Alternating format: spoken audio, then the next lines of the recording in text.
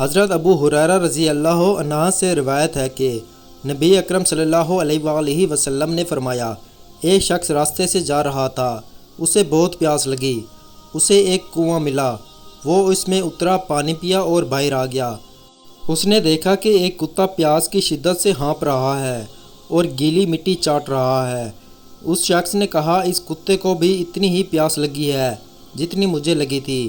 چنانچہ وہ دوبارہ کنویں میں اترا، اپنا موزہ پانی سے بھرا، اسے اپنے منہ سے پکڑ کر اوپر چڑھا اور کتے کو پانی پلا دیا۔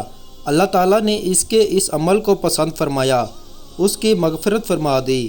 صحابہ کرام نے عرض کیا، یا رسول اللہ، کیا جانوروں کے ساتھ بھلائی کرنے میں بھی اجر ہے؟ آپ صلی اللہ علیہ وآلہ وسلم نے فرمایا، ہر جانور کے ساتھ نیکی کرنے میں اجر ہے۔ حوالہ صحیح المسلم اور صحیح البخاری۔ 100 آدمیوں کی قتل کی توبہ۔ حضرت ابو سعد الخدری رضی اللہ عنہ سے روایت ہے کہ نبی اکرم صلی اللہ علیہ وآلہ وسلم نے فرمایا، بنی اسرائیل میں ایک شخص رہتا تھا جس نے 99 آدمیوں کو قتل کر دیا تھا۔ پھر اسے اپنی زندگی پر ندامت ہوئی اور اس نے پوچھا کہ دنیا کا سب سے بڑا عالم کون ہے؟ اسے ایک عبادت گزار راہب کے پاس بھیجا گیا۔ اس نے راہب سے پوچھا، میں نے 99 قتل کیے ہیں، کیا میری توبہ قبول ہو سکتی ہے؟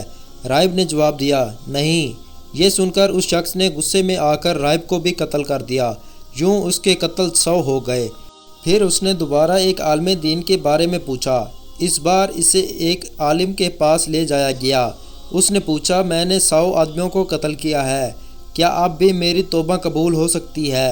عالم نے فرمایا، ہاں، اللہ کی رحمت سے کون روک سکتا ہے، لیکن تم اس بستی کو چھوڑ دو جہاں برے لوگ رہتے ہیں اور فلاں نیک لوگوں کی بستی میں چلے جاؤ، وہاں اللہ کی عبادت کرنا۔